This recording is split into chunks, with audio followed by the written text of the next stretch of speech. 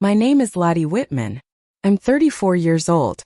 And this is the story of how I was humiliated in front of my husband's entire family, and how my 9-year-old daughter turned the tables so completely that it left my husband pale, broken, and begging for mercy. The sound that started it all was sharp and unforgettable, the crack of skin against skin. It echoed through the dining room like a gunshot, ricocheting off the walls until it seemed to fill every corner of the house. My cheek burned instantly, the sting so hot it felt as though fire had bloomed across my face.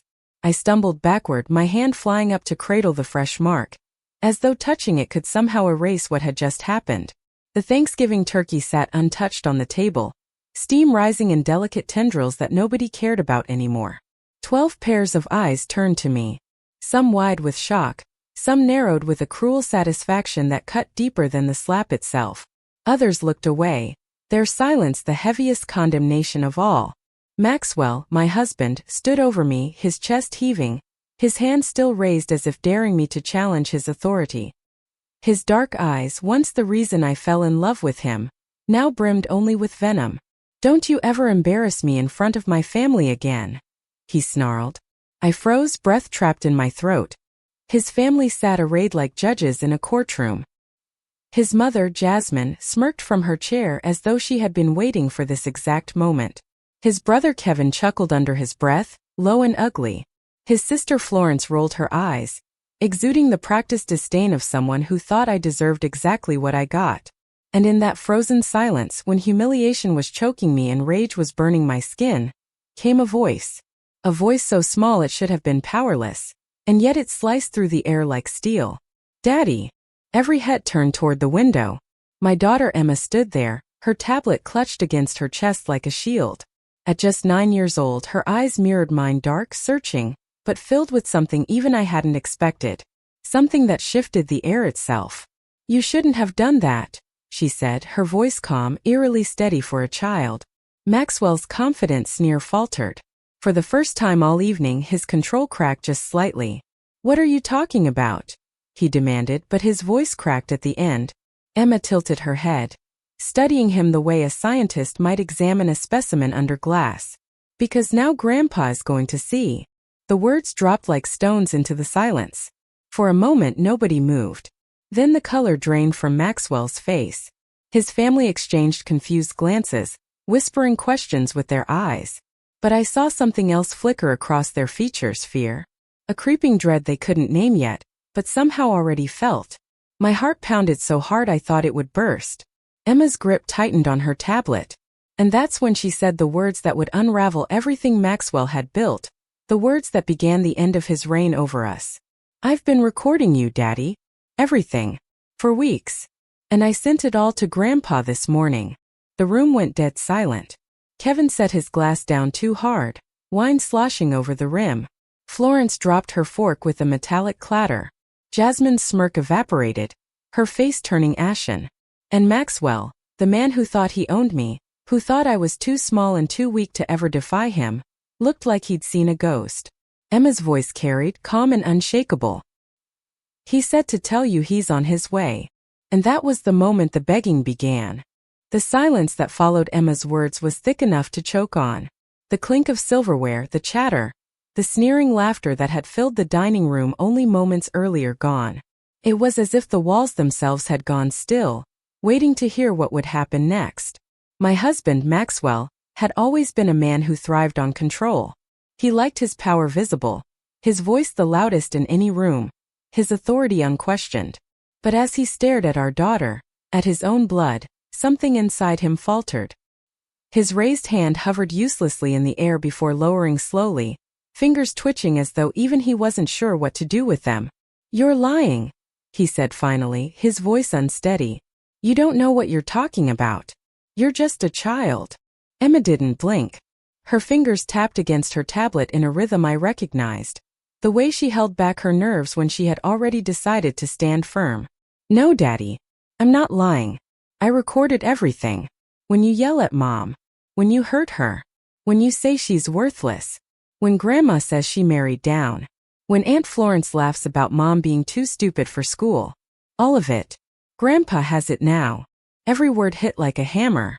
My breath caught in my chest as I looked at my daughter, This small, unshakable creature who had just shattered the walls of fear I'd lived behind for years. Kevin shifted uncomfortably in his seat. Maxwell, what is she talking about? Videos. His voice cracked. Florence scoffed, but her eyes betrayed her. She was nervous. This is ridiculous. She's a child. Kids make things up. Emma tilted her head again, her lips pressing into a thin line. Do you want me to show you? And for a moment, for just one terrible moment, I thought she would do it. That she would hold up the tablet right then and there.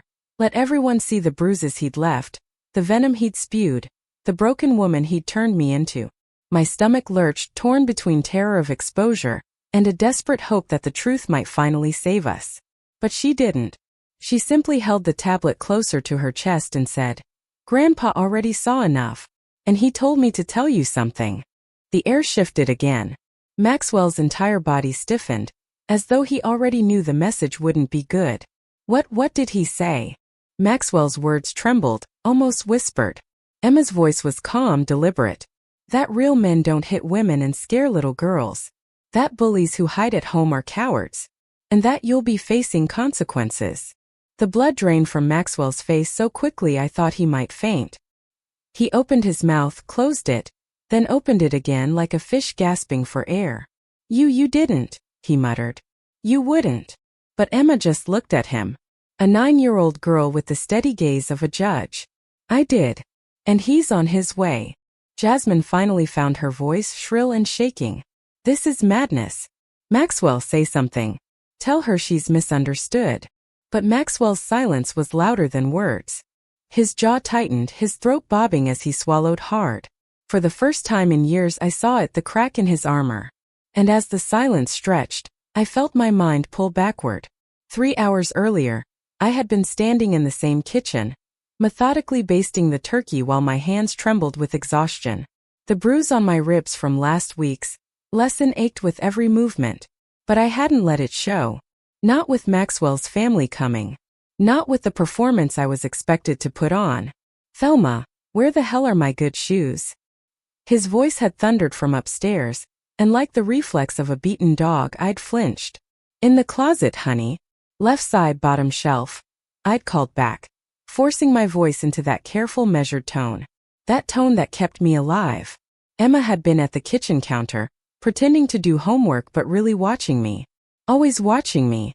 Her dark eyes, so young yet so knowing, tracked every twitch of my hands, every time my breath hitched, every shadow that crossed my face. She was only 9, but she had already learned to read the storm signals better than I ever had. Mom, she'd said softly, pencil stilling in her hand. Are you okay? I had lied like I always did. Yes, sweetheart. I'm fine. Daddy's just stressed. But she hadn't believed me. She never did anymore. No, you're not, she had whispered, her voice carrying a wisdom far too heavy for her age. Then the sound of his footsteps had come, heavy on the stairs. I'd felt the old fear seize my lungs, the fear that made me small.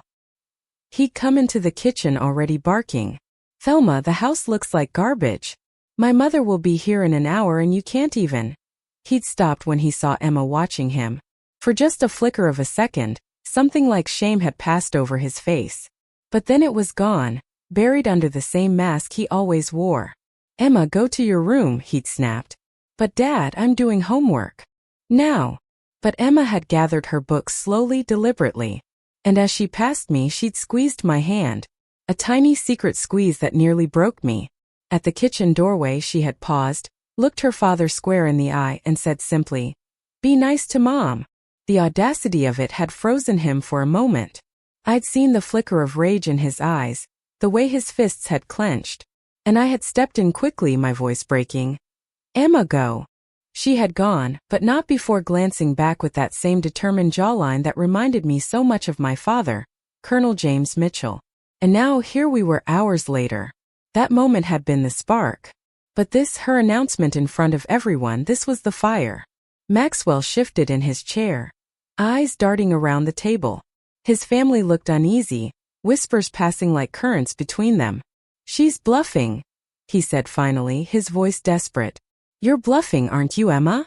Emma didn't move. "No, Daddy. I'm not bluffing." And when Grandpa gets here, you'll see. The clock in the hallway ticked louder and louder, each second dragging us closer to something inevitable. And for the first time in a long, long time, I wasn't just afraid. I was waiting. The tick of the grandfather clock in the corner gnawed at my nerves.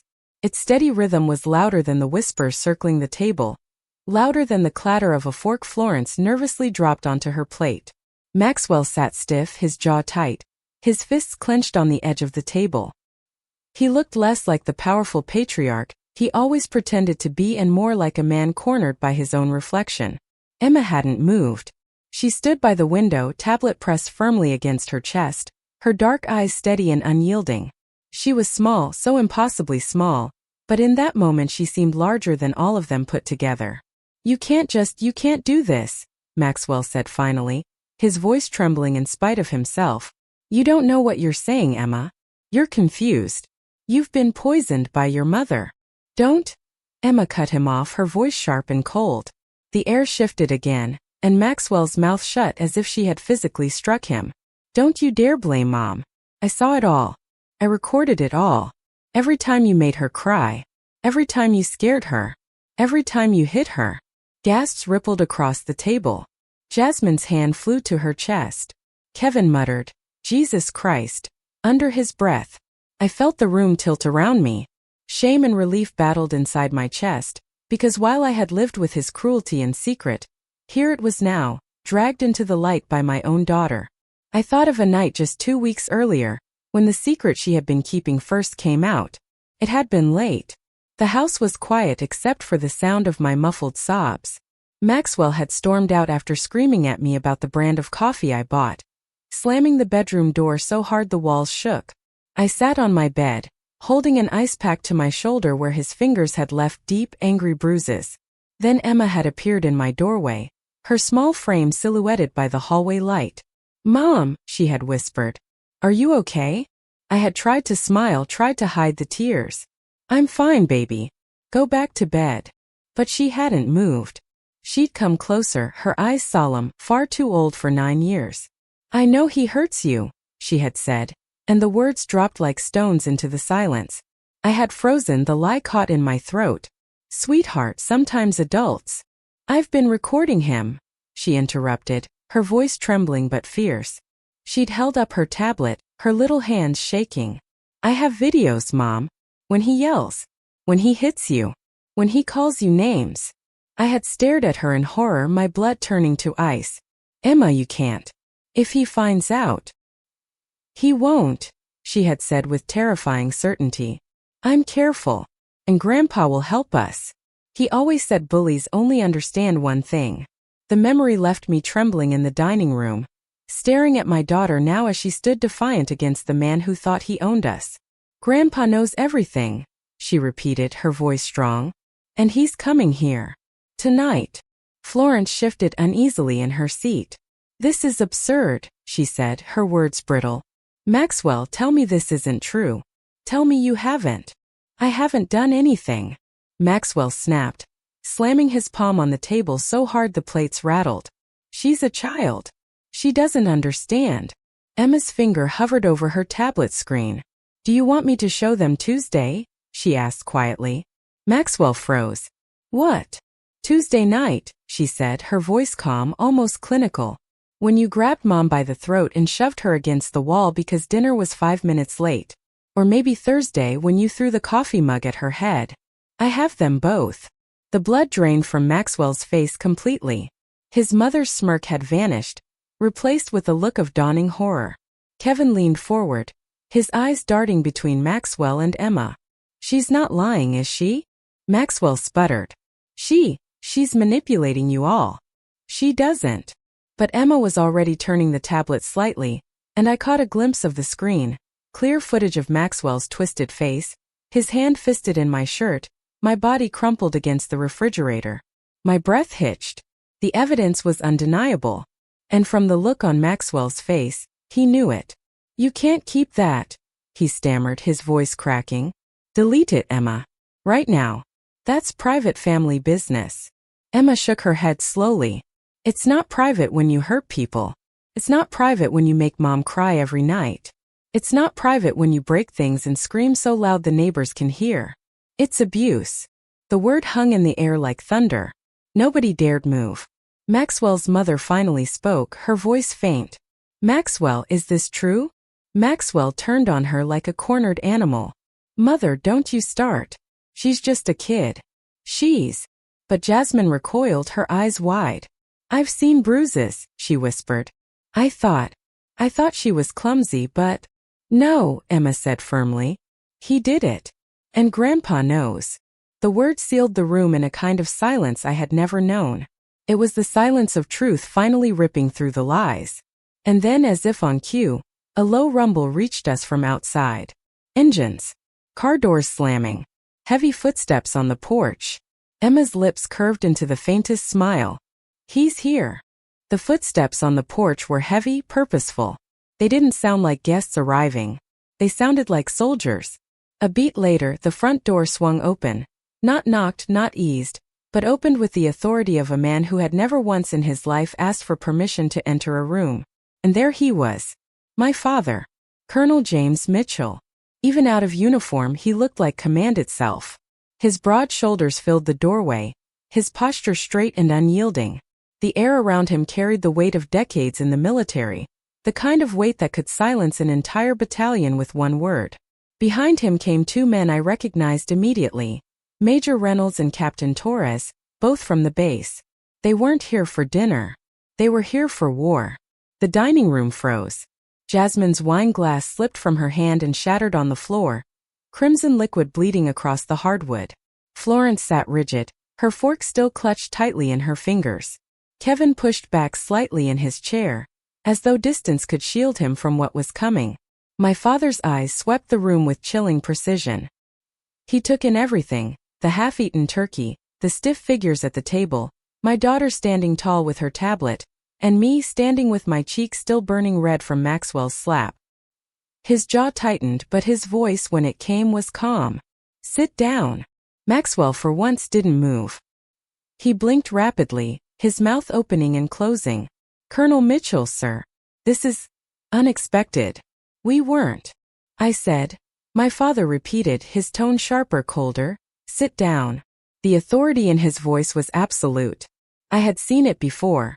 When I was a girl watching him command rooms full of soldiers who would follow him into fire without hesitation. Maxwell's knees buckled as if by instinct, and he collapsed back into his chair. My father stepped inside, his two companions flanking him like guards. He turned his gaze toward Emma, and in an instant his eyes softened. Emma, he said, his voice gentler now. Are you all right? Yes, Grandpa, she said, her little chin lifted proudly. She ran into his arms and he scooped her up effortlessly, holding her against his chest while never once breaking his lethal gaze on Maxwell. And your mother? He asked, his eyes flicking to the mark on my cheek. Emma's voice was quiet but steady. He heard her again. The temperature in the room seemed to plummet. My father set Emma down carefully, his hand lingering on her shoulder protectively before he strode toward me. He lifted my chin with one calloused hand, his eyes scanning the damage Maxwell had left. I heard the faint grind of his teeth as he clenched his jaw. How long, Thelma? He asked softly. How long has this been happening? I swallowed hard, my throat tight. With Emma watching, I couldn't lie anymore. 3 years, I whispered. My father's eyes closed for a brief moment, and when they opened again, they were steel. He turned slowly, deliberately, until his gaze locked onto Maxwell. 3 years. He repeated, his voice flat. 3 years you've been putting your hands on my daughter. Maxwell scrambled for words. Sir, it's not what you think. It's been misunderstandings, just arguments, sometimes things get heated. 3 years, my father continued, ignoring him entirely. His voice didn't rise, but the weight of it pressed down on every soul in that room. 3 years you've terrorized my granddaughter. 3 years you've destroyed this family with your fists and your venom. I never touched Emma. Maxwell cried, desperation cracking his voice. I would never. My father's glare could have cut through steel. You think a child can watch her mother be abused and not be hurt? You think fear doesn't leave bruises on her soul? The silence was crushing. Jasmine's face had gone pale, her lips trembling as she tried to form words that wouldn't come. Florence stared at the table, her earlier smugness gone, replaced by something that looked suspiciously like shame. One of the officers stepped forward, Major Reynolds. He placed a tablet on the dining table with a deliberate thud. "We've reviewed the evidence," he said, his voice clipped and professional. "Video documentation of domestic abuse, audio recordings of verbal threats, photographic evidence of injuries, medical records correlating to repeated incidents." Maxwell's face drained of all color. "Those are private. You can't." "Your wife signed the releases," Captain Torres cut him off smoothly. "Retroactive for the last 3 years." She opened a folder, her eyes scanning the papers before lifting them to Maxwell. "And with the recordings your daughter provided, we have a complete case of assault, battery, harassment, and domestic violence." Maxwell looked around the table, desperate now. "You can't believe this. They're exaggerating. She's making me look like a monster." "You don't need any help with that," Emma said quietly from beside me. Her voice, so small, so sharp, was what finally broke him. Maxwell lunged forward, his hand reaching across the table as if to grab the tablet, to silence the evidence, to destroy the truth. But before he could even touch it, my father's hand clamped down on his shoulder, forcing him back into his seat with a grip like iron. "Don't," my father warned, his voice deadly calm. Maxwell froze. He looked up at the man who had once called him a son-in-law and now regarded him as nothing more than a coward. "You think you're strong because you can hit a woman?" my father asked, leaning down until his face was inches from Maxwell's. "Try hitting me." The challenge hung heavy in the air. Maxwell's lips quivered, but no sound came out. For the first time in 3 years I saw it clearly. Maxwell wasn't powerful. He wasn't unbreakable. He wasn't even in control. He was afraid. And it was only the beginning. Maxwell's body slumped in the chair as though my father's hand had drained the last of his bravado. His fists, once so quick to strike, lay limp on his knees. The dining room, once a theater where his family ridiculed me and he basked in their approval, had transformed into a courtroom. And in this courtroom, the evidence was undeniable. Captain Torres flipped through her folder, her voice clinical and merciless. "We have medical records documenting repeated visits for contusions, fractures, and unexplained injuries. Emergency room reports you insisted were falls or accidents. In every case, the stories didn't match the injuries. Coupled with video and audio recordings collected by your daughter, this forms a pattern of abuse spanning 3 years." The word abuse struck the table like a gavel. Jasmine, who had spent the evening smirking at my humiliation, gasped audibly. She pressed a trembling hand to her lips, eyes darting between Maxwell and me. "Maxwell," she whispered, her voice quaking. "Tell me they're lying." Maxwell's mouth opened but no sound came out. "Tell me." Jasmine cried louder, her tone sharp with desperation. "Tell me you didn't hurt her, didn't do all of this." Emma's voice sliced through her denial. Calm. Merciless. "I have 43 days of recordings. Grandpa has them. The police have them. Even my teacher has them. He did it." Jasmine recoiled as though struck. Florence, usually the cruelest of them all, shifted uncomfortably. Her eyes wouldn't meet mine. For once she wasn't laughing. She whispered to herself, "Oh my God, she wasn't lying all those times." Kevin, Maxwell's brother, was pale. He looked like he might be sick. "Jesus, Max. What the hell did you do?" His voice cracked, disbelief warring with the truth laid bare before him. "I didn't," Maxwell finally croaked. His voice was broken, strained, nothing like the booming confidence he usually wielded. "It wasn't like that. She provoked me, she made me." "Stop," my father barked, his voice as sharp as gunfire. He leaned in close, his shadow falling over Maxwell like judgment itself. "Only cowards blame the woman they've beaten. Only cowards point to a child and say it's her fault." Maxwell flinched. Major Reynolds stepped forward, tapping the tablet he'd laid on the table earlier. The screen lit up and there it was, the footage Emma had captured. Maxwell looming over me, hand clamped around my arm, venom dripping from his mouth as he spat insults. My own face on the screen, hollow-eyed, lips trembling as I tried to placate him. The room seemed to shrink around us. Jasmine covered her mouth with both hands, Kevin cursed under his breath. Even Florence looked nauseated. "That's enough," Maxwell choked, his voice breaking. He tried to stand, but my father's hand pressed him back down with effortless force.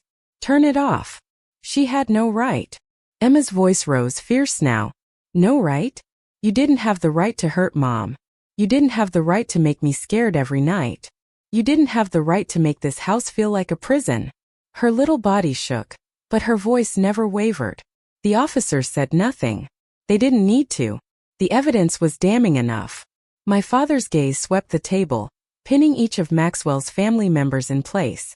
"You all sat here for years. You mocked my daughter.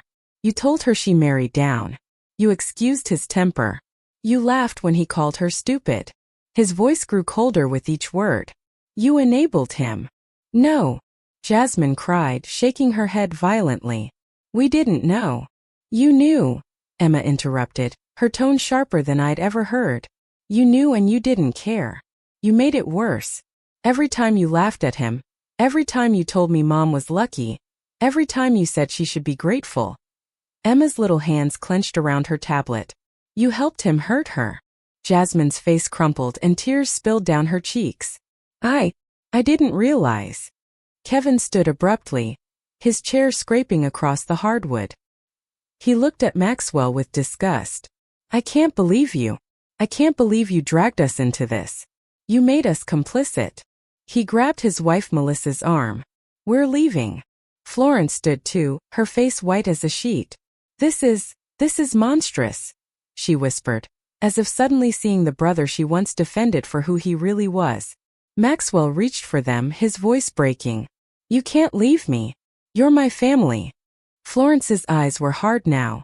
"Family doesn't do what you did." The words landed like another sentence. And one by one his family turned away from him. Jasmine wept quietly, muttering to herself. Kevin and Melissa left the table, coats already in their hands. Florence lingered only a moment longer, then followed. For the first time since I'd known him, Maxwell was truly alone. And still my father hadn't finished. "You will leave this house tonight," Colonel Mitchell said, his voice final. "You will not speak to my daughter or granddaughter again unless it is through a court of law. The restraining order is already filed." Maxwell's head snapped up, his eyes wide. "This is my house." Captain Torres cut him off smoothly. "It's both of yours. And given the evidence, the court has granted temporary exclusive occupancy to your wife. You will vacate immediately." She slid a paper across the table toward him. "You're served." Maxwell stared at the document as though it might burst into flames in his hands. His lips trembled, words tumbling out in a pathetic whisper. "Thelma, please. Don't do this. Don't destroy our family. I can change." For the first time in years I found my voice. Strong. Steady. Unafraid. "You already destroyed it, Maxwell," I said. "With every slap. Every bruise. Every word that made me smaller." I shook my head. "There's nothing left for you to destroy. We're done." Emma stepped closer, her voice soft but devastatingly final. "You're not my dad anymore. Dads protect their families. You just hurt yours." And with that, the last remnants of his power crumbled into dust. The silence after Emma's words was suffocating.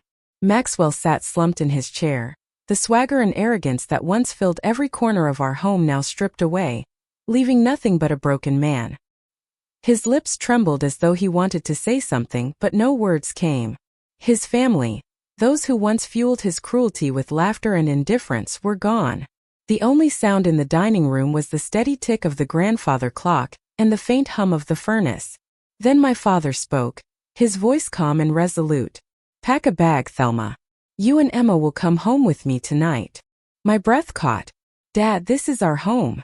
The words tumbled out automatically, though even as I said them, I felt their hollowness. Emma shook her head, her voice soft but certain. "This was our prison, Mom. Grandpa's house is home." Her words, so simple and so true, pierced something deep inside me. Tears blurred my vision, but I nodded. She was right. She had always been right. Maxwell's head shot up suddenly, desperation sparking in his eyes. "No. You can't just leave. This house, it's mine. She can't take my daughter away from me." His voice cracked as he turned to Emma, his tone shifting, pleading. Emma, sweetheart, I'm your father. You can't mean this. You can't just throw me away. Emma stared at him, her small hand still clutched around her tablet. Her voice was soft, but it carried the weight of a final verdict. Fathers protect their families. You only hurt us. You're just the man who used to live here. The words hit Maxwell harder than any blow could have. He flinched, his body sagging into the chair. For once he had no retort, no venom left to spit.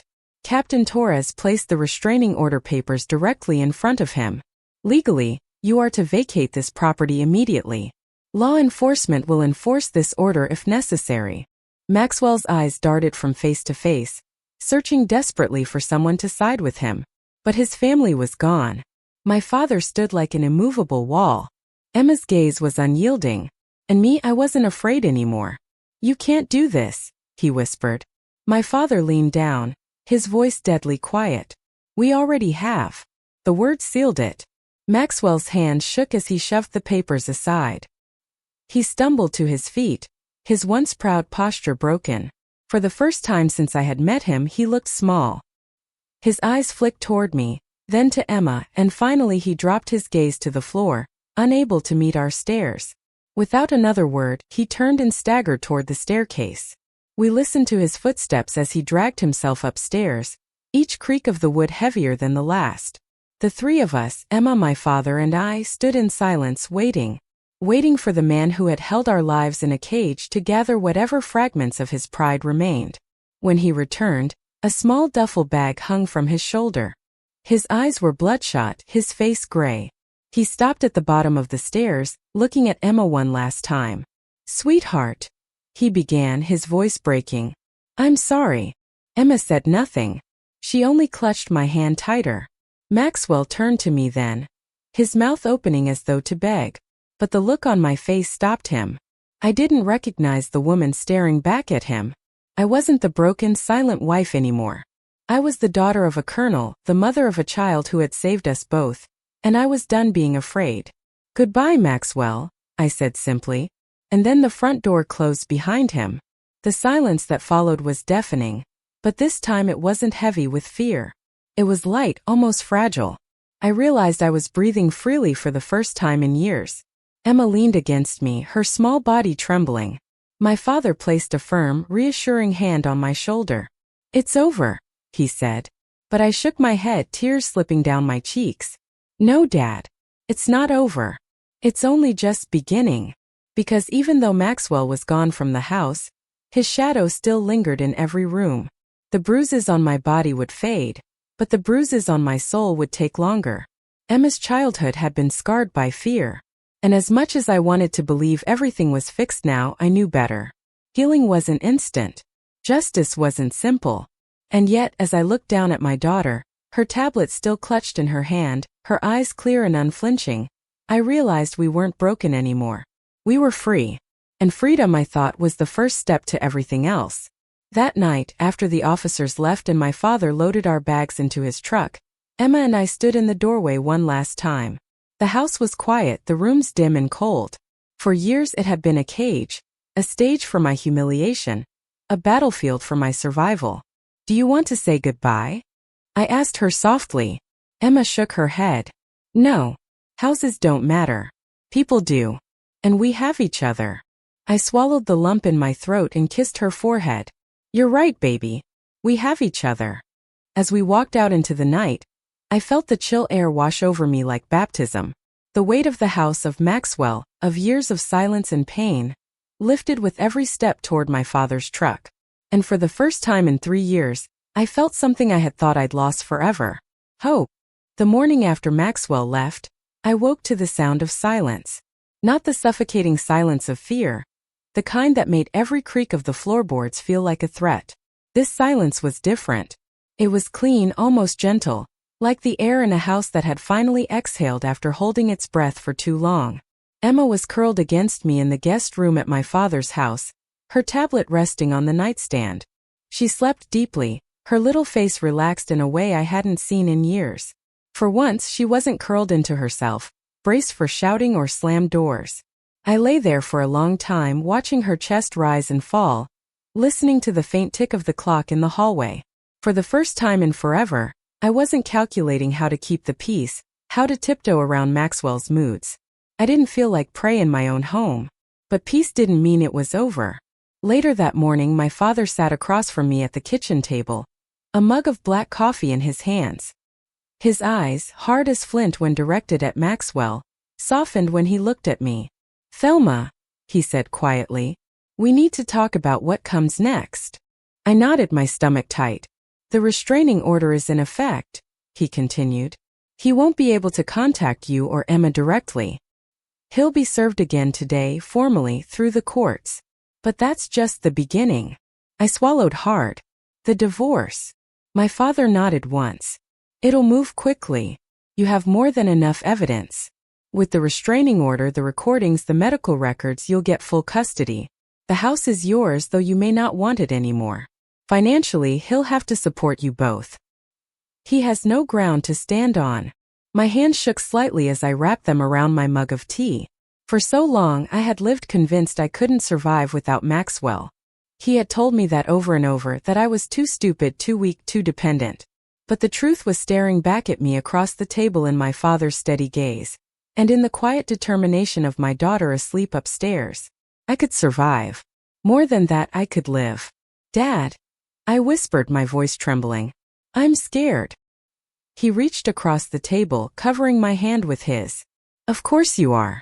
Fear kept you alive. But fear isn't what's going to carry you forward. Strength is.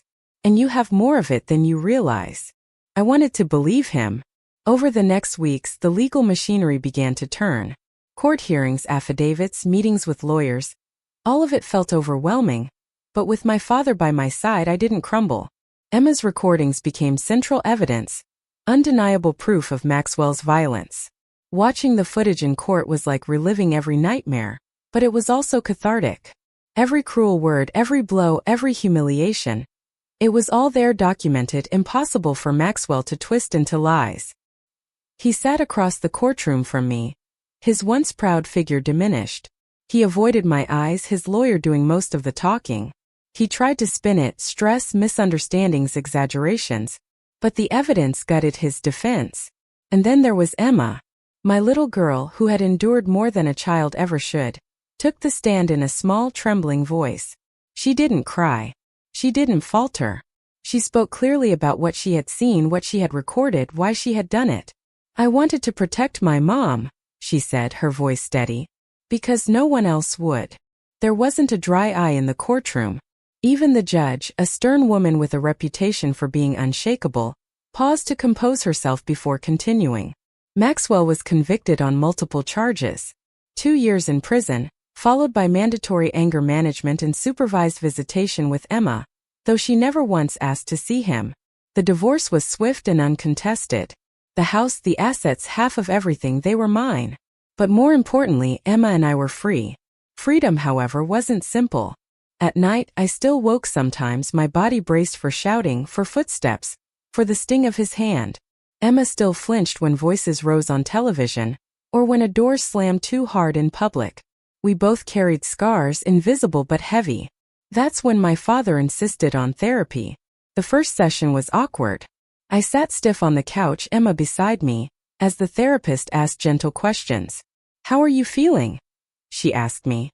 "Do you feel safe now?" Safe. The word felt foreign. But Emma answered before I could. "Safer," she said simply. The therapist nodded. "That's a start." Week by week, piece by piece, we began to untangle the knots Maxwell had tied around us. Emma started talking about her feelings, not just her strategies. I started remembering who I was before Maxwell, the girl who had wanted to be a nurse, who had dreamed of making a difference. One evening, Emma came home from school, her face lit up with excitement. "Mom," she said breathlessly, "Mrs. Andre wants you to come talk to our class. About being strong." Me. I laughed, startled. What would I say? Emma's dark eyes were so serious. Tell them that being strong doesn't mean being quiet. Tell them that sometimes the bravest thing you can do is ask for help. Her words stunned me. My daughter, 9 years old, was teaching me lessons about courage I hadn't even known I needed. That night I opened my old nursing textbooks, the ones I had hidden away when Maxwell convinced me I was too stupid to succeed. I traced the words with my fingers, my chest tight with both fear and longing. For the first time in years I allowed myself to wonder. What if I tried again? What if I could still be who I once dreamed of being? Emma peeked into the room, her little face curious. Are you studying? I nodded, thinking about it. Her smile was radiant. I think you should. You're the smartest person I know. And just like that, I realized Maxwell had been wrong all along. I wasn't worthless. I wasn't small. I wasn't broken. I was rebuilding. The first day I walked back into a classroom as a student, my hand shook so badly I almost dropped my pen. The smell of fresh paper and disinfectant hit me like a wave, pulling me back to a time before Maxwell, before years of silence and fear. I was 34, sitting among students barely out of high school, and every voice inside me whispered that I didn't belong. But then I thought of Emma. I thought of the way she had stood in that dining room, small and fierce, holding her tablet like a shield. I thought of her voice in court, steady and brave as she told the truth about the man everyone else had chosen to excuse. I thought of her eyes when she said, "You're the smartest person I know." And I remembered the look on Maxwell's face when the judge read his sentence, 2 years behind bars. For the first time in our marriage, he wasn't the one deciding my fate. I was. So I gripped my pen tighter and whispered to myself, I belong here. Nursing school wasn't easy. Long nights of studying, early mornings of clinical rotations, hours spent poring over textbooks. But every time doubt crept in, I reminded myself of the years Maxwell had stolen from me. Every hour of studying was an hour I was reclaiming. Every passing grade was proof that his words, "You're too stupid, you'll embarrass me if you try," had always been lies. Emma became my biggest cheerleader. She would sit at the kitchen table in our small apartment, working on her homework while I highlighted anatomy charts. Sometimes she'd quiz me with the same seriousness she applied to her own spelling tests. "What's the largest organ in the human body?" she'd ask, eyes sparkling. "The skin," I'd answer, and she'd grin like I just won a gold medal. Life wasn't perfect. Far from it. But it was ours. At night, though the shadows lingered, I would wake from dreams of Maxwell's voice echoing through the halls, his hand raised, his anger consuming the room. Sometimes Emma woke, too, climbing into my bed without a word. We'd hold each other until sleep returned. Healing wasn't a straight path. It twisted, stumbled, circled back, but we were walking it together. And Maxwell, though gone, wasn't truly absent. Every month, a letter arrived from the prison. Thick envelopes, his handwriting scrawled across the front. I never opened them. I didn't have to. The first time, curiosity had won. And I had unfolded the pages with trembling fingers. He had written pages of apologies, begging for forgiveness, promises to change, pleas to be allowed back into Emma's life. Words so sweet they might have fooled the woman I once was. But I wasn't her anymore. I tore the letter into shreds and dropped it into the trash. Every letter after that went the same way. Emma never asked about them. Sometimes I caught her watching me as I slid the envelopes into the garbage, her eyes calm, her lips set. She didn't need to ask. She already knew. 6 months into Maxwell's sentence, I got a call from my lawyer. The divorce was finalized. The papers were official. Custody of Emma was mine alone. The house had been sold, and Maxwell had no access to us beyond what the court allowed. Financial support would come, though even the thought of touching his money made me sick. Still, it meant freedom. That night, I cooked dinner in our little apartment. It wasn't much, just pasta and garlic bread, but Emma twirled her fork with delight. "Tastes better than Grandma Jasmine's turkey," she declared, wrinkling her nose. I laughed for the first time in what felt like years. Really laughed, loud and unrestrained. Emma joined in, and soon the apartment was filled with a sound that had been missing for far too long: joy. Later, as I washed dishes, Emma patted over and leaned against me. "Mom." "Yes, sweetheart. Do you think he's thinking about us? In prison?" I paused, the water running over my hands. "Maybe," I said carefully. "But it doesn't matter. We don't have to think about him anymore." Emma considered that, her brow furrowed in concentration. Then she nodded. "Good. Because I like who you are now." Her words brought tears to my eyes. I knelt down and cupped her face in my hands. Who am I now, baby? She smiled. You're getting bigger again. I pulled her into my arms, holding her tight. Bigger. Not smaller, not broken. Bigger. Stronger. Louder. That night, after Emma was asleep, I sat at the table with my textbook spread around me. The glow of the desk lamp lit the pages, and I thought of the life we were building. It wasn't grand, but it was safe. It was honest. It was free. And as I turned another page, I realized something I hadn't let myself believe in a long time. The future wasn't something to fear anymore. It was something to look forward to. 3 years passed faster than I expected. The seasons cycled, the wounds scabbed over, and real life began to bloom again. Our little apartment, once a temporary refuge, had become a true home. The walls were lined with Emma's drawings, my textbooks stacked on the coffee table, and the kitchen always smelled faintly of coffee and garlic bread. For the first time in years, laughter was the most common sound within our walls. I had done it. After years of believing I wasn't smart enough, wasn't capable enough, I walked across a stage in a crisp white uniform, the tassel of my nursing cap brushing against my cheek as I shook the dean's hand. I was a nurse. Not Maxwell's wife, not his punching bag, not the silent shadow of a woman I had once been. I was me. Emma stood in the crowd with my father, clapping so hard her little palms turned red. When the ceremony ended, she barreled toward me, her eyes shining. You did it, Mom, she squealed, throwing her arms around my waist. No, sweetheart, I whispered into her hair. We did it. Because without her, I wouldn't have survived long enough to stand here. Life after graduation was busy. The hospital became my second home. The emergency room a constant storm of chaos and urgency. I found purpose in helping others, patients with broken bones, mothers with fevers, children whose eyes reminded me too much of Emma's when she was small and scared. I wasn't just healing them. In some way I was healing myself. Emma thrived too. By 12 she was taller, her face losing the softness of childhood. She had a steel in her spine that reminded me of my father, but also a warmth that was entirely her own. At school, teachers whispered about her potential. She was quick to defend other kids, especially the ones who were quiet, overlooked, or bullied. One afternoon her teacher called me. Ms. Whitman, she said warmly. I thought you should know, Emma organized a student support group. She says it's for kids who don't feel safe at home, or who just need someone to listen. She's remarkable. Tears filled my eyes. My little girl, who had once been forced to document her father's cruelty, was now teaching other children they weren't alone. That night I asked her about it. She shrugged, pretending it was nothing. Some kids just don't know they're allowed to speak up, she said, matter of fact. So I tell them they can. I hugged her so tightly she laughed. Mom, I can't breathe. But underneath the joy of our growth, a shadow still loomed. Maxwell. His sentence was nearing its end. 2 years in prison, served with the possibility of early release for good behavior. My lawyer had warned me. My father had warned me. Even Emma had asked quietly one night, what happens when he gets out? The thought chilled me to my core. I didn't fear him the way I once had. I wasn't that broken woman anymore. But the idea of him walking free, of him trying to crawl back into our lives, it haunted me. The letters had stopped coming after the first year. I didn't know if that meant he'd given up, or if he was saving his words for the day he walked free. One evening as Emma and I ate dinner, pizza we'd made together, her favorite, I found myself staring at her across the table.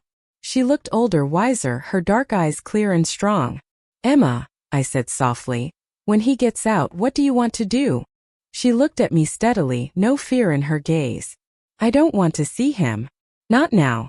Not ever. My chest ached, but I nodded. You don't have to. The law says visitation is supervised, but if you don't want to go, I'll fight it. Emma reached across the table, taking my hand. We already won, Mom. He can't change that. Her words steadied me, but the unease lingered. Because I knew men like Maxwell. Prison walls didn't cure them. They simmered, they plotted, they waited. And I wasn't naive enough to believe he wouldn't try. That night, after Emma was asleep, I sat on the balcony of our apartment, staring at the city lights. My father's voice echoed in my head. Mitchells protect their own. I had Emma. I had my father. I had myself, stronger now than I had ever been. If Maxwell came back, I would be ready. Because this time he wouldn't find the broken, silent woman he used to control. He would find someone rebuilt. Someone bigger. Someone who had learned through blood and fire that the most dangerous thing you can give a woman who has been silenced is her voice back. And mine was louder than ever. The letter arrived on a Tuesday. I found it wedged in the mailbox between hospital bills and Emma's school newsletter, the handwriting immediately recognizable. Even after 3 years, the sight of his script made my stomach clench. Maxwell. I almost threw it away without opening it, the way I had done with so many before. But something made me pause. Maybe it was the timing so close to his release. Maybe it was the gnawing thought that ignoring him didn't make him less real. With trembling hands, I slit the envelope open. The words spilled across the page in his familiar, manipulative tone. Thelma, 3 years is a long time to think. I know I made mistakes. I know I hurt you. But prison has changed me. I found God. I found clarity. I want my family back. For Emma's sake, can we start over? She deserves her father. Please don't poison her against me. I'm still her dad. I'll be out soon. Let's meet. Let's talk. Don't take everything from me. Maxwell. My hands shook with fury as I read the words. He hadn't changed. Not really. He was still blaming me, still twisting, still clawing at control. Don't poison her against me. As if Emma hadn't seen everything with her own eyes. As if the bruises on my body and the fear in her eyes had been nothing more than stories I had planted. I wanted to rip the letter apart, but Emma's voice echoed in my head. Sometimes being strong means not being quiet. So I kept it. Evidence. That night, as Emma sat at the table working on her history project, I slid the letter across to her. Her eyes scanned it quickly, her expression unreadable. Then she folded it neatly and set it aside. He hasn't changed, she said simply. No, I agreed. She leaned back in her chair, her dark eyes steady. What are we going to do when he gets out? I hesitated. The restraining order is still in place. He'll have to request supervised visitation. If you don't want to see him, we'll fight it. But, my voice trailed off. But you think he'll try anyway? Emma finished for me. I nodded. Emma's lips pressed into a thin line, but her voice was calm. Then we'll be ready. It wasn't bravado. It was certainty. Weeks later, the day came. Maxwell walked free. The news reached me not through him but through my father. He called, his voice clipped and steady, the way it always got when he was suppressing fury. He's out. I want you and Emma to stay sharp. I've already spoken to the police. Any violation of the restraining order, and he goes straight back in. Thank you, Dad. I whispered, gripping the phone tight. Emma listened quietly from the couch. When I hung up, she looked at me and asked, Is he going to come here? I don't know, I admitted. But deep down I suspected. Maxwell had never accepted losing. Not control, not face, not me. He'd spent 3 years stewing in a cell. That kind of man didn't come out with peace in his heart. And I was right. The first attempt came a week later. A bouquet of roses left outside our apartment door with a note tucked between the stems. For Emma. From Daddy. Emma picked it up, read it, and without a word dropped it straight into the trash. The second attempt was worse. A car idling outside the school. A flash of his face through the windshield. Emma spotted him before anyone else, her voice steady but urgent. Mom. He's here. My blood went cold. By the time I reached the curb, the car was gone. That night, my father sat at our kitchen table, his military bearing filling the small room. He's testing you, he said grimly. Testing the limits. He wants to see how much fear he still controls. What do we do? I asked, my voice shaking despite myself. My father's eyes hardened. We don't run. We document. We report. And if he pushes too far, then we remind him that consequences don't disappear just because the cell door opened. Emma sat across from him, her hands folded on the table like a little soldier. I'm not afraid of him anymore, she said firmly. But I'll record him again if I have to. Her words filled me with both pride and sorrow. No 12-year-old should have to think like that. And yet, she was stronger than most adults I knew. That night, as I lay awake, I realized something. We weren't victims anymore. We were witnesses. Witnesses with evidence, with voices, with power. Maxwell could try to claw his way back, but he no longer held the keys to our lives. And if he dared cross the line, he wouldn't just face me or Emma. He'd face the entire weight of the truth we had carried and the justice we had already set in motion. Started with the roses, then the car, then the phone calls. Unknown numbers lighting up my phone late at night, each one a silent reminder that Maxwell hadn't disappeared into the shadows as the law demanded. I never answered, but the voicemails came anyway. His voice was lower, quieter now, as though he thought whispering could erase the violence I'd lived through. "Thelma, please. I've changed. I just want to talk. For Emma's sake. You can't keep her from me forever. I'm her father. She needs me. You think you've won, but family doesn't just end like this." Each message left my stomach in knots. I saved them all, cataloging them with the same precision Emma once used with her tablet. Evidence. Emma listened to one just once. Her jaw tightened and she handed the phone back to me. "He hasn't changed." "No," I agreed softly. "He hasn't." The next escalation came at the hospital. I had just finished a 12-hour shift when the security guard stopped me at the entrance. "Ms. Whitman," he asked cautiously, "there's a man who tried to leave something for you." My heart dropped into my shoes. "What man?" The guard handed me a sealed envelope. No name. Just for Lottie. Inside was a photograph. A picture of Emma leaving school, her backpack slung over her shoulder, her head bent as she scrolled on her phone. My breath hitched, fury and terror colliding in my chest. He had been watching her. I drove straight home, my hands shaking on the steering wheel. Emma looked up when I stormed into the apartment, her brow furrowed. "Mom?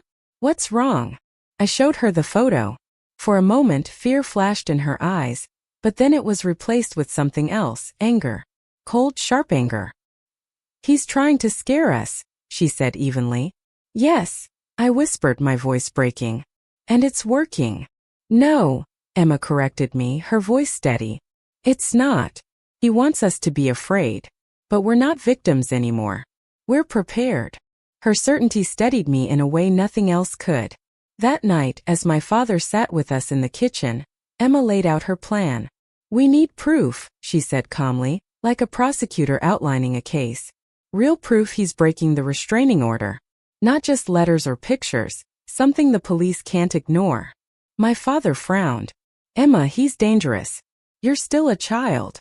"I'm not a child when it comes to him," she interrupted, her voice sharp. "I know him better than anyone. I know how he thinks. He won't stop until he gets caught again. So we catch him." The room was silent. My father studied her, his eyes narrowing in thought. Slowly he nodded. "What do you have in mind?" Emma glanced at me as if asking permission. I shook my head instantly. No, I won't let you put yourself at risk again." She reached across the table, her hand closing over mine. "Mom, I've been at risk since the day he decided yelling at you made him feel powerful. Since the first time I had to hide in my room so I wouldn't hear him hurt you. I'm not afraid anymore. I'm ready." Her words broke me open. Tears slipped down my cheeks, but I couldn't argue. She was right. So we agreed. Carefully. Strategically. With my father's guidance, with police involvement. Emma would set the trap. 2 days later, Maxwell took the bait. It happened after school. Emma walked out as usual, her tablet tucked under her arm, her phone recording in her pocket. He was there, leaning against a car across the street, his eyes locked on her. "Emma," he called softly, a smile stretching across his face. "Sweetheart. It's me. Daddy." She froze, but not with fear. Her hand tightened around her tablet, and she tilted her head just slightly, the same way she had done years ago in that dining room the night everything changed. "You're not my dad," she said, her voice clear. "You're the man who used to live with us." His smile faltered. He took a step forward. "Emma, please. I just want to talk." She raised her tablet, the red light blinking. "You're not supposed to be here. There's a restraining order." He stopped dead, realization dawning. His eyes flicked to the tablet, then to the street around them. And that's when the unmarked police car pulled up. 2 officers stepped out, their voices firm and commanding. "Maxwell Whitman, you are under arrest for violation of a restraining order." Maxwell's face crumbled. No, this isn't. I was just trying to see my daughter. Emma's voice cut through the chaos. Calm. Final. No. You were trying to scare us. And now you're caught. The officers cuffed him, reading him his rights as neighbors began to gather, watching the scene unfold. Maxwell struggled, pleaded, shouted. But it didn't matter. The truth was recorded again. Undeniable. Emma walked past him, her head high, her tablet still recording. She climbed into my father's waiting car. And when I met her eyes, I saw it peace. The kind of peace that only comes when a predator is finally caged again. The sound of the handcuffs clicking shut around Maxwell's wrists was like music. For years, the clatter of dishes, the slam of doors, and the snap of his voice had been the soundtrack of my fear. But now this sound, the sound of consequences, was a melody I'd waited too long to hear. Emma sat beside me in my father's car as we watched them put him in the back of the squad vehicle. Her expression wasn't gloating, wasn't triumphant. It was calm, steady, as though justice wasn't a victory but a simple fact of the universe finally reasserting itself. He'll try to say it wasn't his fault, she said quietly. I nodded. He always does. But this time nobody will believe him, she added, her voice sharp with certainty. And she was right. Maxwell's violation of the restraining order was undeniable. He had been caught on camera approaching Emma. His words recorded, his presence documented. The police didn't hesitate. This wasn't a gray area. It wasn't my word against his. It was proof, clean and irrefutable. The days that followed were a blur of hearings and paperwork. My father sat through every proceeding, his presence a fortress around Emma and me. Emma's footage played in court, the clear red blinking light on her tablet capturing every desperate word Maxwell had spoken. The judge looked at him with thinly veiled disgust. Mr. Whitman, you were given strict boundaries. You chose to break them. You put your daughter in fear, disregarded the safety of your ex-wife, and violated a lawful court order. Maxwell tried to defend himself. His voice shook as he pleaded. I just wanted to see her. She's my daughter. She is a child who has made her wishes clear. The judge cut him off sharply. And you are a man who has repeatedly ignored the law. Actions have consequences. You will serve an additional 18 months. The gavel came down with a sharp crack. Emma exhaled slowly, her hand slipping into mine. Her grip was firm, solid. It's over again, she whispered. I squeezed her hand. Yes, baby. It is. But this time felt different. The first time Maxwell was sentenced, there had been a lingering fear in me. A fear that it was temporary, that somehow he'd claw his way back into our lives. But watching him led away in cuffs again, after breaking the law so brazenly, I realized something. He wasn't coming back. Not really. Because even when he did get out again, he wouldn't find us waiting. He wouldn't find me afraid or Emma vulnerable. He would find walls of evidence, a fortress of family, and two women who no longer trembled at his shadow. In the weeks after his second arrest, our lives shifted again. The tension in the air eased. Emma slept more soundly, no longer waking at every noise outside. I worked long hours at the hospital, but instead of guilt eating at me, I felt purpose. I was helping others, building a career, living the life Maxwell had tried so hard to convince me I wasn't capable of. One evening, Emma came home from school, her backpack heavy with books. She dropped it by the door and flopped onto the couch with a sigh. Long day? I asked, smiling. She nodded. But a good one. Mrs. Andre, well, Principal Andre now, asked if I'd speak at assembly. About resilience. My heart swelled. That's incredible, Emma. She shrugged, but I saw the pride in her eyes. I'm just going to tell the truth. That sometimes kids have to be brave even when adults aren't. That sometimes you have to protect your family, even if you're only 9. Tears pricked my eyes. Emma, you don't know how proud I am of you. Her lips quirked into a small smile. I think you do, Mom. Because I'm proud of you too. That night, after Emma went to bed, I sat at the kitchen table with a cup of tea and stared out the window. For the first time in years, the future didn't feel like a battlefield waiting to explode. It felt open, bright. Maxwell had spent years trying to convince me that I was nothing without him, that I was too weak, too stupid, too small. But sitting there in the quiet of our safe home, I realized the truth. He was the one who had been nothing without control.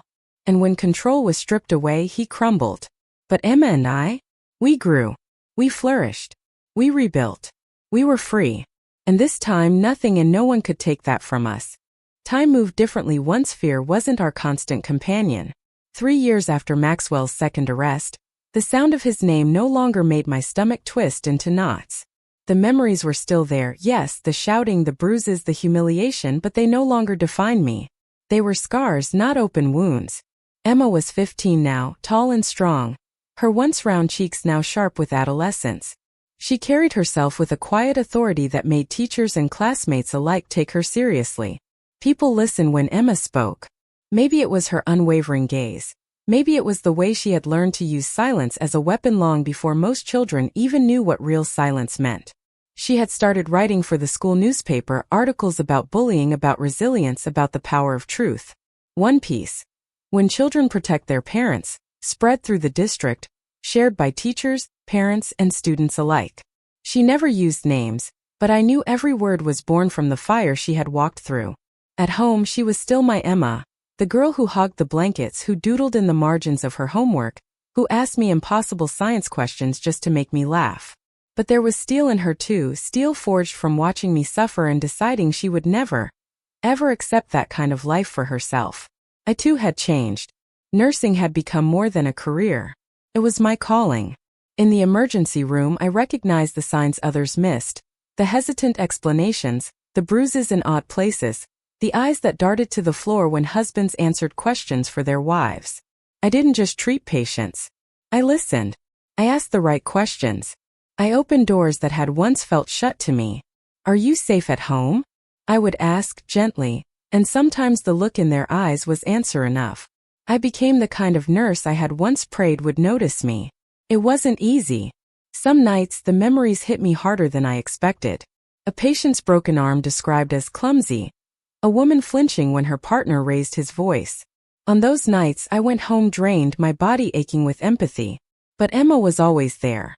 She'd hand me a cup of tea, roll her eyes dramatically and say, "You're saving the world one stubborn patient at a time, Mom." And in those moments I knew we were both exactly where we were supposed to be. Maxwell remained a shadow in the background. After his second sentence, the courts extended the restraining order indefinitely. He attempted contact once or twice through letters, but Emma always intercepted them first, her jaw tightening as she shredded them without a word. "He doesn't deserve to take up space in our heads," she said once, tossing the scraps into the trash. She was right. But even without him in our lives, his presence lingered in small ways. Emma struggled with trust, especially with men. She flinched at sudden anger, grew guarded when authority figures raised their voices. I did too sometimes.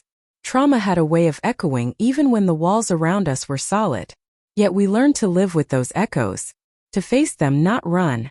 One afternoon, Emma and I sat on the porch of our apartment, watching the sun dip below the skyline. She was scrolling on her phone, her long hair catching the last orange rays of light. "Mom," she said suddenly without looking up, "do you ever regret not leaving sooner?" The question lodged in my throat. I had asked myself that very thing countless times in the dark. "I wish I had," I admitted softly. "I wish I had been brave enough earlier. I wish you hadn't had to be the one to save us." Emma looked up then, her eyes calm, steady. "But if you'd left sooner, maybe I wouldn't have learned what I did. Maybe I wouldn't be who I am now." Her words pierced me, both painful and proud. "Sweetheart, I never wanted you to carry that burden." She shrugged, a small smile tugging at her lips. "Maybe I was meant to. Grandpa always says Mitchells don't back down from bullies. Maybe that's just who we are." I reached over, brushing her hair back from her face, memorizing her in that golden light. "You're more than that, Emma. You're not just someone who stood up to a bully. You're someone who built a better life out of the pieces." She leaned her head against my shoulder. "And you taught me how." In that moment, watching the sun sink and the world soften into twilight, I realized something profound. Maxwell had tried to break us. He had tried to make us small, to shrink us into shadows. But instead he had forged something unbreakable. We weren't survivors anymore. We were builders. And the future we were building was brighter than anything he could ever touch. Emma was 17 now, and the world stretched before her like an open road. College brochures cluttered our kitchen table, colorful pamphlets promising futures in cities we'd never visited. Harvard, Stanford, Howard, names that once felt impossibly distant now lay within her reach. Teachers described her as fierce, driven, and a natural leader. I saw all of that, but to me she was still the girl who once whispered, "Get under the bed, Mom," when she was just a child. She carried both, the innocence she'd been forced to shed too soon and the wisdom she'd earned too early. Her latest project had gone viral, a speech she gave at a school assembly about resilience. She had written it late one night, hunched over her desk, and I had watched the words pour from her like water breaking through a dam. "Strength isn't just what you show the world," she said to the packed gymnasium. "It's what you carry in silence, the battles no one claps for, the nights you survive when no one is watching." The video of that speech spread online, thousands of strangers commenting about how her words gave them courage. Some called her the girl with a warrior's voice. Others simply said, "Thank you." I read every comment, tears burning my eyes.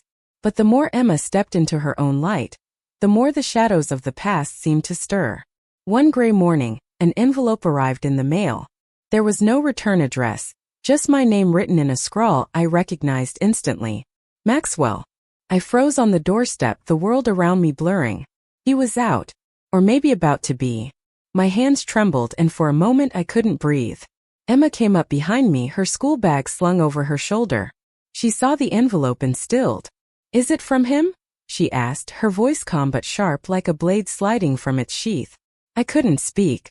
I only nodded. Emma took the envelope from my hand before I could decide what to do.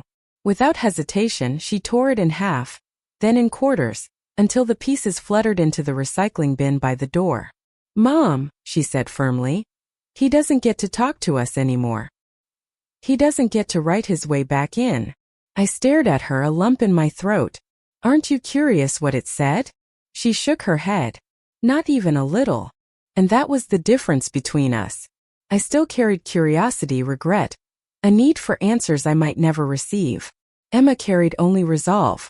She had no interest in letting him take another second of her peace. That night, though I couldn't sleep, the thought of his words hidden in those shredded scraps haunted me. Was he apologizing? Manipulating? Threatening? Emma, sensing my unrest, knocked gently on my bedroom door. She crawled onto my bed like she had when she was small, pulling the blankets around her shoulders. "He can't hurt us anymore," she whispered as if soothing me. "Don't let him live here rent-free, Mom. You taught me that." I looked at her, at the strength in her eyes, and realized she had become my anchor as much as I had been hers.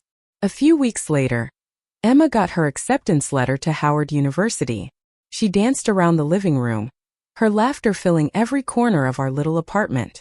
I laughed with her, cried with her, held her as tightly as I could. "You're going to change the world," I said through my tears. Emma grinned. "Maybe. But first I'm going to study law. Someone's got to fight for the ones who can't fight for themselves." And in that moment I knew, our story had come full circle. The girl who once saved me in silence was now preparing to save others with her voice. The night before she left for college, we sat together on the balcony, the city buzzing beneath us. "Do you ever think about him?" Emma asked suddenly, her tone curious rather than heavy. "Sometimes," I admitted. "Not as much as I used to. The memories, they've dulled. Like scars." Emma nodded. "Me too. But I don't hate him anymore. I don't forgive him either. He just doesn't matter." I smiled at her, pride swelling in my chest. That's the best revenge, you know. Not hate, not anger, just moving on and living better. She leaned her head against mine, the night air cool and gentle. "Then we've already won." And I realized she was right. We had already won. 10 years later, I sat in the back row of a crowded courtroom, my heart pounding as I watched my daughter stand at the center of it all. Emma was 27 now. Her presence commanded the room in a way that reminded me of both the frightened little girl who once hid under the bed and the young woman who had torn Maxwell's letter into shreds without flinching. She wore a crisp navy suit, her hair pulled back into a sleek bun, and her eyes, steady, unyielding, locked onto the jury. She was no longer just Emma, my daughter. She was attorney Emma Rose Bennett, defender of those who had no voice. This case, she said firmly, her voice carrying with quiet fire, is not about what was taken. It is about what must be restored. It's about reminding those in power that no one, no matter how wealthy or untouchable they may believe themselves to be, is above accountability. The jury listened, rapt. Even the judge leaned forward slightly, as if pulled into Emma's gravity. And I sat there, tears streaming silently down my cheeks, because in that moment, I saw the full measure of her triumph. She wasn't just surviving anymore. She was leading. When the gavel struck and the case was decided in her client's favor, Emma allowed herself the smallest of smiles, not of arrogance but of quiet satisfaction. She glanced toward the back of the room and our eyes met. And in her gaze I saw everything. The nights we cried together. The years we rebuilt from nothing. The scars, the strength, the unshakable bond forged in fire and fear. Afterward, as people crowded around her offering congratulations, she made her way through the throng and came straight to me. She wrapped me in her arms, just like she had as a little girl. "We did it, Mom," she whispered. I laughed through my tears. "No, sweetheart. You did it." She pulled back and shook her head. "No. We both did. I wouldn't be standing here if you hadn't taught me how." I cupped her face in my hands, studying her. "And I wouldn't have survived if you hadn't saved me that night." It struck me then, we had saved each other. Later that evening we sat on my balcony again. Older, stronger, the city lights twinkling below. Emma sipped tea, her shoulders finally at ease after months of preparation for the trial. "Do you ever think about him anymore?" she asked, her voice soft. "Maxwell." His name didn't sting as it once had. I hadn't spoken it aloud in years. "Sometimes," I admitted. "But not with anger. Just distance. Like remembering someone else's life. A story I once read but no longer feel." Emma nodded. "Same here." "He doesn't matter anymore." I smiled. "That's because you've written a better story, Emma. A stronger one." She looked out at the skyline, her expression thoughtful. "No, we wrote it. Together." And as I leaned back in my chair watching her, my daughter, my warrior, my miracle, I realized she was right. Our story was no longer defined by fear, betrayal, or loss. It was defined by resilience, love, and triumph. And in that moment, under the glow of city lights, I finally let the last weight of the past slip from my shoulders. We were free. Truly, finally free. Emma went on to become one of the youngest attorneys ever recognized by her state for outstanding advocacy. She never forgot the night that shaped us both. The night she whispered for me to hide under the bed.